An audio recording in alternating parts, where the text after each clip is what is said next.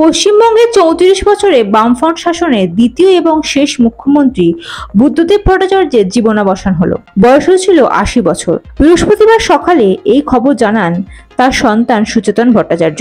২০০০ সাল থেকে ২০১১ সাল পর্যন্ত টানা ১১ বছর রাজ্যের মুখ্যমন্ত্রী ছিলেন বুদ্ধদেব বাবু। বৃহস্পতিবার সকালে বুদ্ধদেবের মৃত্যুর খবর জানান তার ছেলে।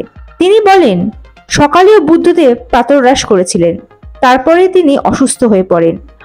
সকাল ৮:২০ পাম এভিনিউয়ের বাড়িতে তিনি প্রয়াত হন। খবর পেয়ে সুচেতন সেখানে পৌঁছেছিলেন। গত বছরের ৯ আগস্ট হাসপাতাল থেকে বিপদমুক্ত হয়ে বাড়ি ফিরেছিলেন বুদ্ধদেব ভট্টাচার্য।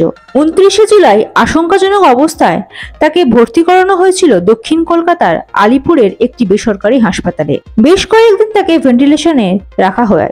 নিউমোনিয়ায় আক্রান্ত ছিলেন তিনি।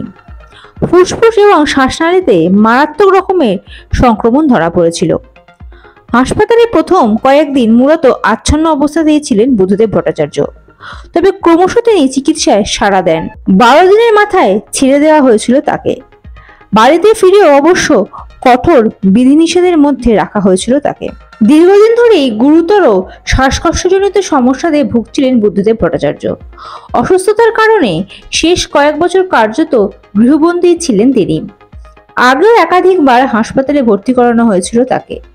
২০২০ সালের ডিসেম্বর মাসে প্রবল শ্বাসকষ্ট নিয়ে হাসপাতালে ভর্তি হয়েছিলেন বুদ্ধদেব বাবু। সেই সময়ও কয়েকদিন ভেন্টিলেশনে রাখা হয় তাকে। সেখান থেকে সুস্থ হয়ে বাড়ি ফিরেছিলেন। ২০২১ সালের মে মাসের মাঝামাঝি কোভিডে আক্রান্ত হয়েছিলেন তিনি। অবস্থার অবনতি হওয়ায় ১৮ মে ভর্তি করানো হয় হাসপাতালে। একই সময় কোভিডে আক্রান্ত হয়েছিলেন তার স্ত্রী মীরা ভট্টাচার্য। একই হাসপাতালে ভর্তি করানো হয়েছিল তাকেও। দুজনেই কোভিড নেগেটিভ হয়ে কিছুদিনের মধ্যেই বাড়ি ফিরেছিলেন। Bureau report, ND Bangla news. সবার আগে সব খবর, সঠিক খবর পেতে ফেসবুক পেজটি ফলো করে এবং ইউটিউব চ্যানেলটি সাবস্ক্রাইব করে রাখুন আর শেয়ার করতে ভুলবেন না।